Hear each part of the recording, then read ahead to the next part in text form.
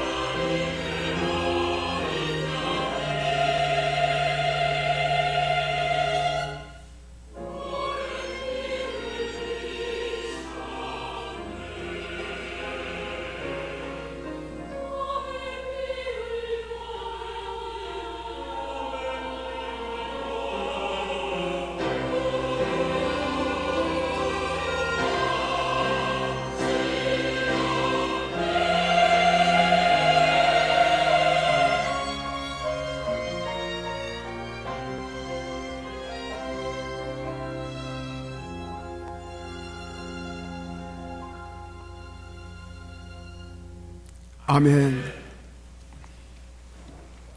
오늘 본문보다 앞에 나오는 내용을 보면 세례 요한이 감옥에 갇혔습니다.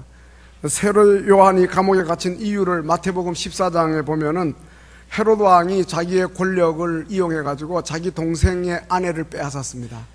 그러한 불의와 불륜에 대해서 책망을 하니까 헤로드 왕이 세례 요한을 감옥에다가 가둔 겁니다. 이 세례 요한이 감옥에 갇혀 있는 동안에 자기 제자들을 예수님에게 보냅니다. 그래서 예수님이 과연 메시아냐 아니냐 하는 것을 알아보게 합니다. 여기에 대해서 학자들의 의견이, 첫째는 그 세례 요한이 예수님에 대해서 의심을 갖고 메시아인지 아닌지를 알아보기 위해 제자들을 보냈다 하는 해석이 있고, 또 하나의 해석은 세례 요한이 예수님을 의심한 것이 아니고 그의 제자들을 교육시키기 위해서, 그의 제자들이 마음이 흔들리니까 그래서 그들을 교육시키기 위해서 예수님에게로 보냈다, 이러한 해석이 있는데, 저는 두 번째 해석을 취하고 싶습니다. 그 이유는 이 세례 요한이 누굽니까?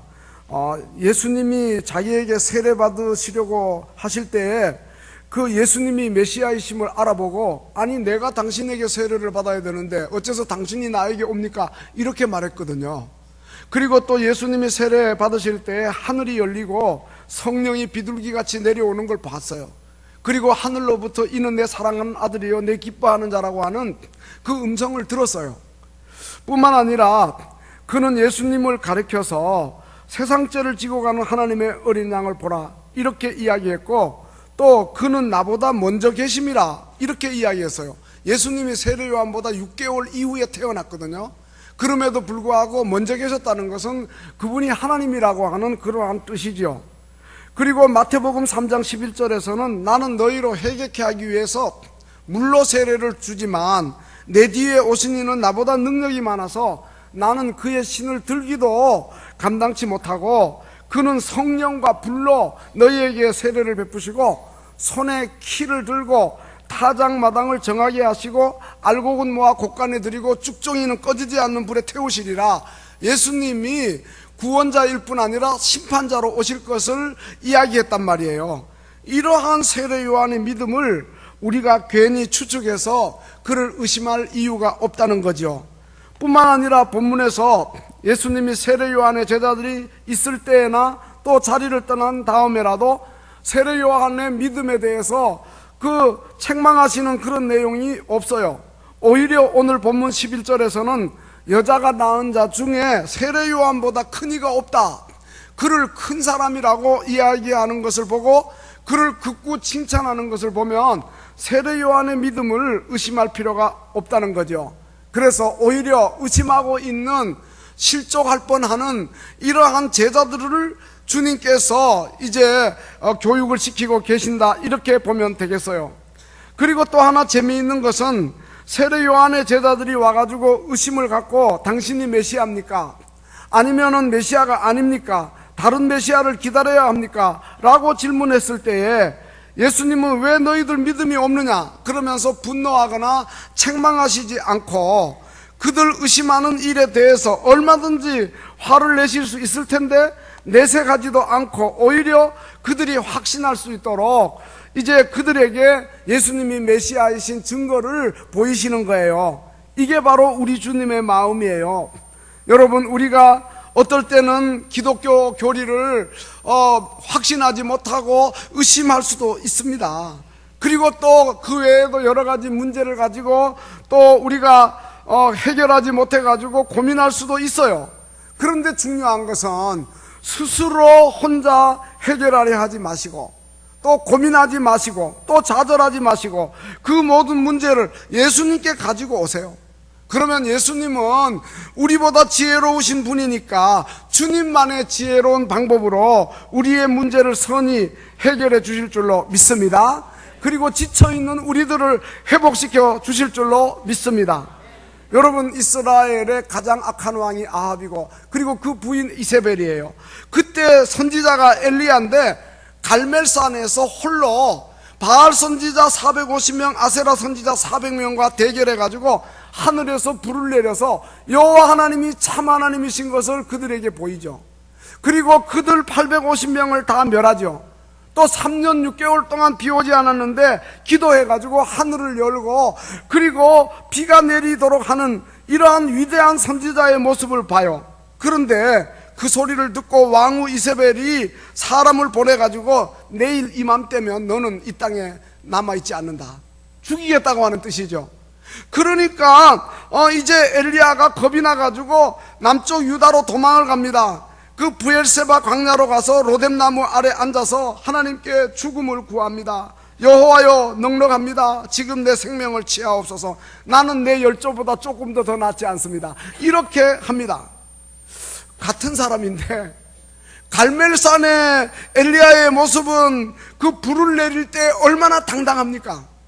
그런데 로뎀나무 아래 주저앉아 있는 엘리야의 모습은 얼마나 처량합니까? 오늘 우리도 갈멜산의 엘리야만 같으면 얼마나 좋고 신나겠어요. 그런데 우리도 역시 갈멜산의 엘리야인 동시에 로뎀나무 아래의 엘리야일 수가 있다 이 말이에요. 둘의 모습이 우리에게 있는 거예요. 예, 때로는 갈멜산에 서 있기도 하고 때로는 로뎀나무 아래 주저앉아 있기도 하는 거예요.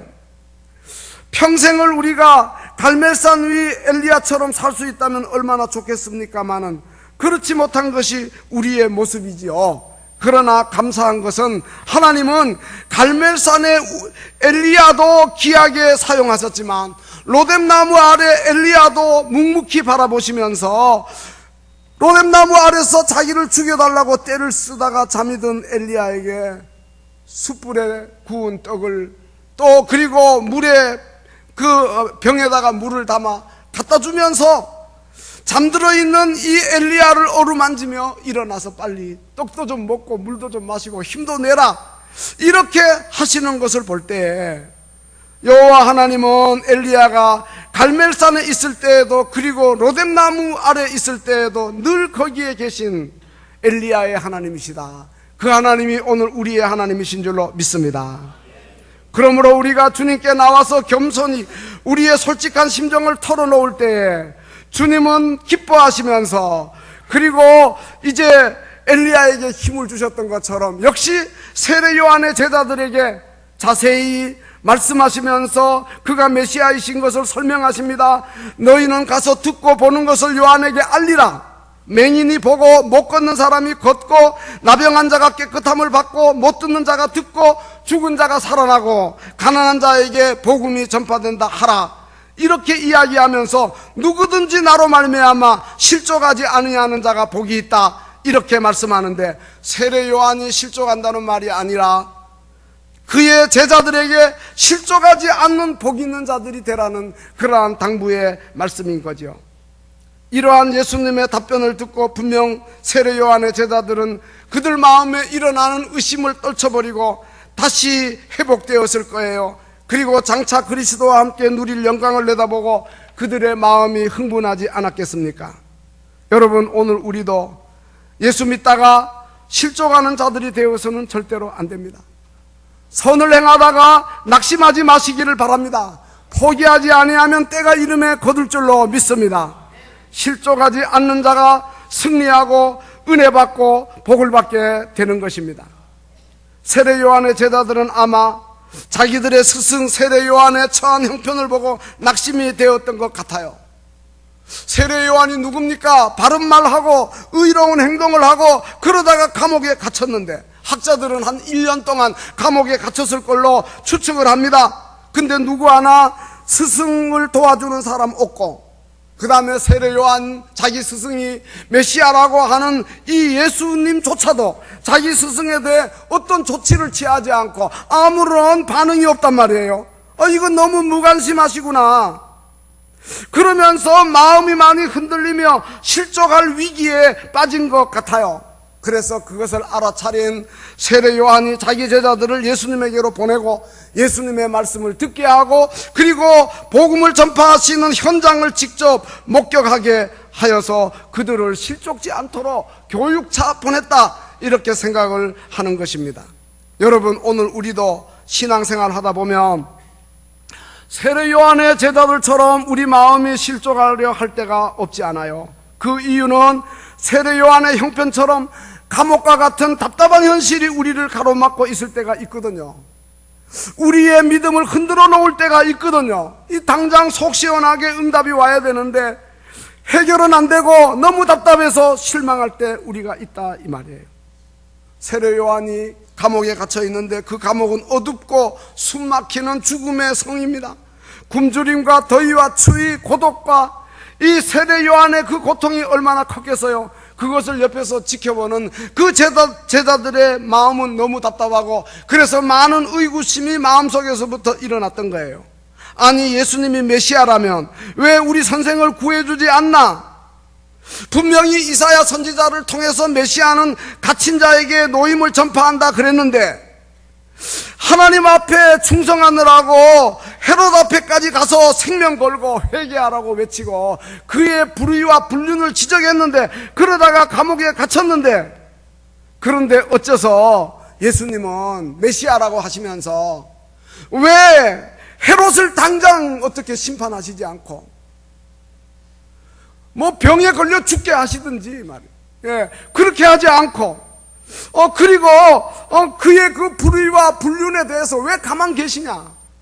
그러면서 왜 우리 스승 세례 요한은 저렇게 억울한 고난을 당해야 하느냐? 그들이 기대했던 예수님에 대한 그 메시아의 의구심이 생겼던 거예요. 회개하는 자에게는 축복하시지만 악한 자에게는 당장 심판이 임해야 되는데, 근데 실제적으로는 딴판이라는 거죠. 그래서 이제 많은 의구심을 갖고 예수님을 찾아오게 된 것입니다. 세례 요한의 제자들에게 그 예수님이 정말 메시아이신가 하는 의아심을 갖게 된 거죠.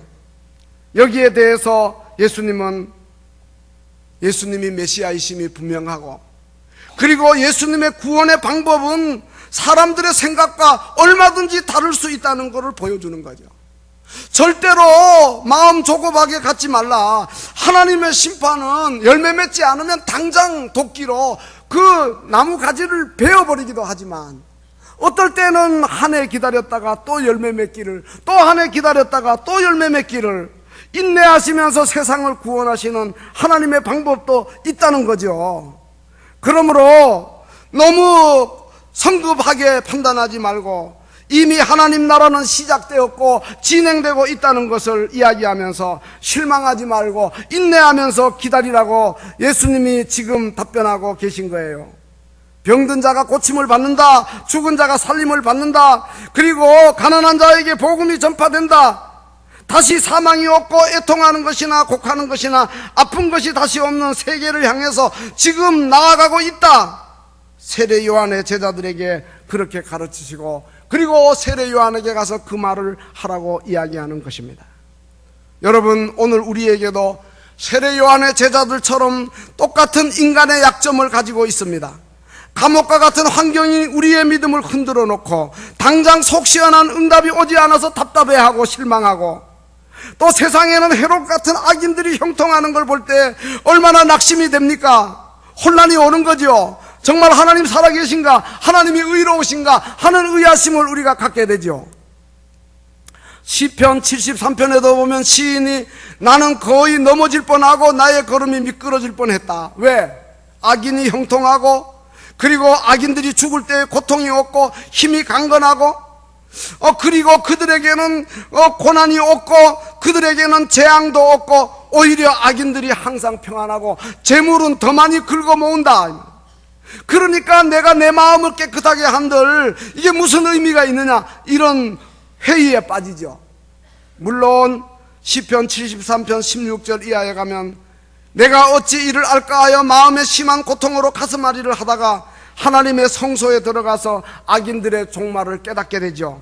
그들이 지금 미끄러운 곳에 있다가 파멸에 던져진다는 것, 그리고 그들이 뭐 대단하게 뭐 부귀영화 누리는 것 같아도 꿈을 꾸는 것과 같다는 것, 꿈꾸고 나면은 그 깬 다음에 그 꿈을 무시하는 것과 같이 말이죠.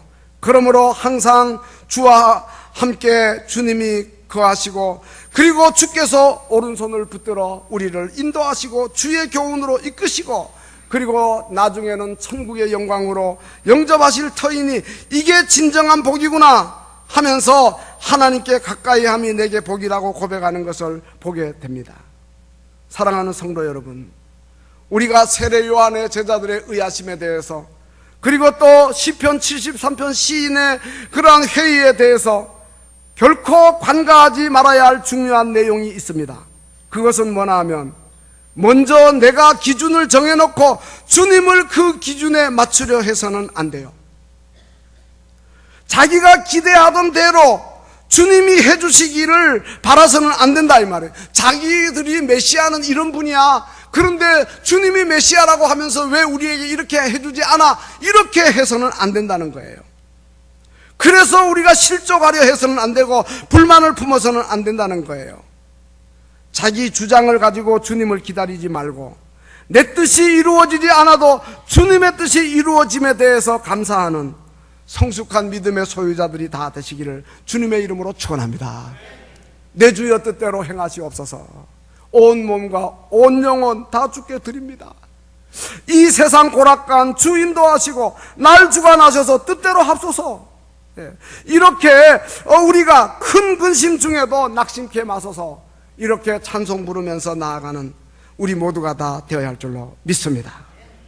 오늘 본문에서 예수님은 세례 요한의 제자들이 그 자리를 떠난 후에 사람들에게 세례 요한의 믿음을 크게 칭찬하고 있는 것을 보게 됩니다. 세례 요한은 큰 사람이라는 거예요. 여자가 낳은 자 중에 세례 요한보다 큰 이가 일어남이 없다는 거예요. 여러분, 세례 요한은 누굽니까? 그의 아버지는 제사장 사가랴고 그의 어머니는 아론의 자손 엘리사벳이고, 두 사람은 하나님 앞에 의인이어서 주의 모든 계명과 규례대로 흠이 없이 행하는 자였고, 그 두 사람은 다 성령 충만했고, 그리고 또 그들은 기도의 사람이었어요. 엘리사벳이 잉태를 못해서 자식이 없습니다. 두 사람이 다 나이 많아요. 그럼에도 불구하고 꾸준하게 계속 기도했더니 주의 사자가 나타나 사가라여 너의 간구함이 들렸다. 내 아내 엘리사벳이 내게 아들을 낳아주리니 그 이름을 요한이라 하라. 요한이라는 뜻은 하나님의 은혜라는 뜻이에요. 하나님의 은혜가 그들에게 임한 거죠. 그리고 세례 요한이 태어나기도 전에 가브리엘 천사는 그 부모에게 말하기를, 너도 기뻐하고 즐거워하겠지만 많은 사람들이 그의 태어남을 기뻐하리라. 세례 요한이 기쁨의 사람이 될 것을 이야기하고, 그가 주 앞에 큰 자가 될 것 벌써 태어나기 전에 이야기합니다. 그리고 이스라엘 자손을 하나님께로 많이 돌아오게 하는 자가 될 것이다. 그렇게 이야기하면서 세례 요한은 어려서부터 포도주나 독한 술을 마시지 않고 모태로부터 성령의 충만을 받고 나시린으로 그의 생애가 다른 사람에 비해 짧았지만 성결을 추구하고 두려움 없이 불의와 싸우고 진리편에 서서 가장 크고 위대한 자로 아주 당당하게 아름다운 삶을 살았던 것을 보게 됩니다. 이 세례 요한이 사명을 감당하기 위해 광야로 나갑니다. 광야에서 오래 삽니다. 그런 세례 요한에 대해서 예수님이 그 세례 요한의 제자들이 돌아가고 난 다음에 묻습니다. 사람들에게 너희가 무엇을 보려고 광야에 나갔더냐? 바람에 흔들리는 갈대냐? 예수님의 그 말씀은 세례 요한은 바람에 흔들리는 갈대가 아니라는 거예요. 세례 요한은 대중의 인기나 쫓고 권세의 힘에 의해서 야합되어서 그의 생각을 쉽게 바꾸는 갈대 같은 연약한 존재가 아니라는 거예요. 심지가 매우 굳은 자이라는 거예요. 예수님이 그를 그렇게 칭찬하고 있는 거예요. 시련이 왔다고, 비록 감옥에 갇혔다고 실족하는 자가 아니라는 거죠. 그리고 예수님은 세례 요한의 탁월함에 대해서 이렇게 말씀합니다. 너희가 무엇을 보려고 나갔었냐? 부드러운 옷 입은 사람이냐? 똑같은 내용이 누가복음 7장 25절에 나오는데, 화려한 옷을 입고 사치하게 지내는 자였더냐?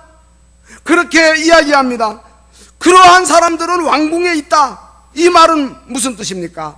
세례 요한이 만일 흔들리는 갈대처럼 세상의 인기나 명성, 권세의 야합에 그렇게 갈대처럼 되었다면 벌써 부드러운 옷 입고 화려한 옷 입고 그리고 사치하게 지내는 왕궁 생활을 할 텐데, 그러나 그는 광야에서 살았고 지금은 왕궁이 아니라 감옥에 있다고 이렇게 이야기하고 있는 것입니다.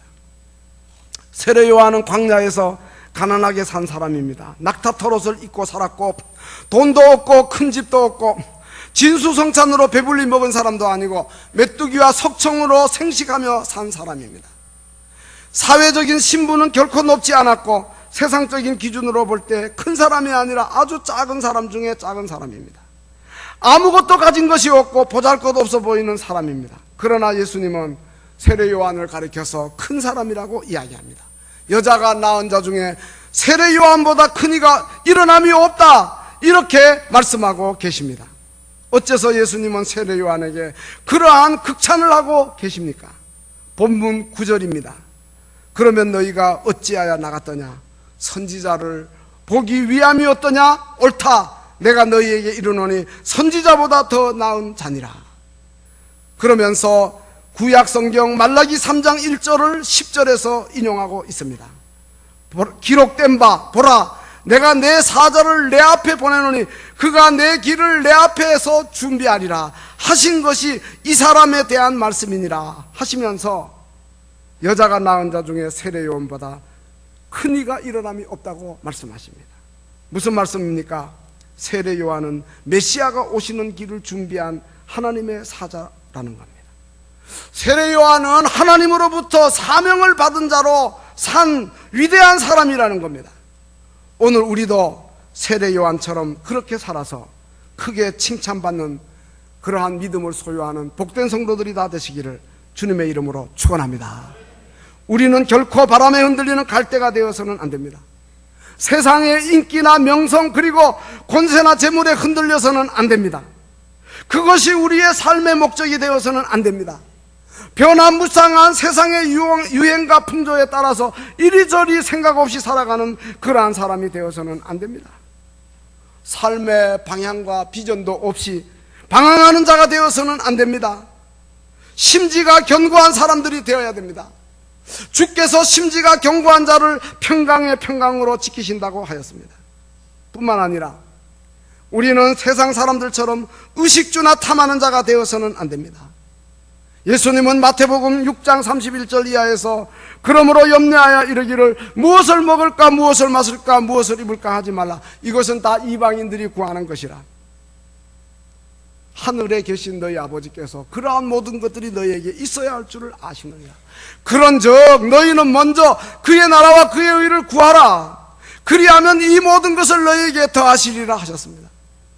부드러운 옷이나 화려하고 사치스러운 그러한 것만 탐하는 자가 되지 말고 하나님의 나라와 하나님의 의를 구하는 복된 성도들이 다 되시기를 주님의 이름으로 축원합니다.